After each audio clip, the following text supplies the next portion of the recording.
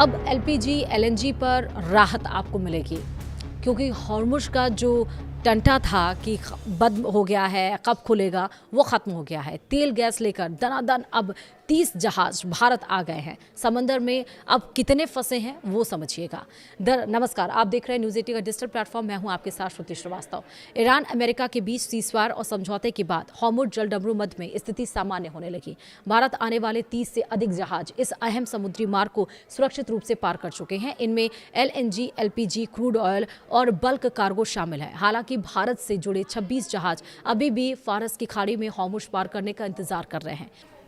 दरअसल पश्चिम एशिया से भारत को अब खुशखबरी मिलने लगी है। स्ट्रेट ऑफ हॉर्मुज़ खुल गया है, यानी कि और ईरान अमेरिका के बीच सीज़फायर के बाद से लगातार भारत के तेल गैस वाले जहाज आ रहे हैं। अब तक भारत आने वाले 30 से अधिक जहाज हॉर्मुज़ को पार कर चुके हैं।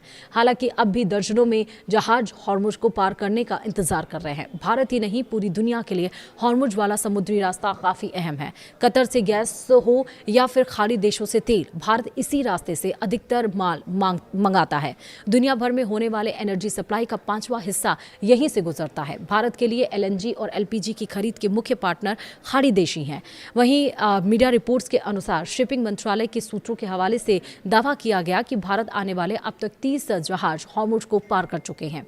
जी हां, भारत आने वाले 30 जहाज हॉर्मुज़ जलडमरू मध्य से गुजर चुके हैं। 20 जहाज इस अहम समुद्री रास्ते से गुजरने के लिए अपनी बारी का इंतजार कर रहे हैं। हॉर्मुज़ को अभी तक जितने जहाज पार किए हैं उनमें से आधे जहाज़ों में एलपीजी और एलएनजी है। वहीं 8 में बल्क कार्गो और 7 क्रूड ऑयल टैंकर थे।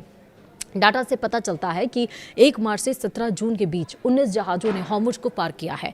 ईरान अमेरिका की ओर से एमओयू पर हस्ताक्षर होने के बाद 11 जहाज़ सुरक्षित रूप से इस हॉर्मुज़ जलडमरू मध्य से पार कर चुके हैं। इनमें से कुछ जहाज़ भारतीय बंदरगाहों पर पहुंच गए हैं या पहुंचने वाले हैं। इन 30 जहाज़ों में से 17 विदेशी झंडे वाले जहाज सामने आए हैं। इनमें सबसे अधिक 5 मार्शल आइलैंड के झंडे वाले जहाज शामिल हैं। रिपोर्ट में दावा किया गया कि भारत से जुड़े 26 जहाज अभी भी फारस की खाड़ी में फंसे हैं।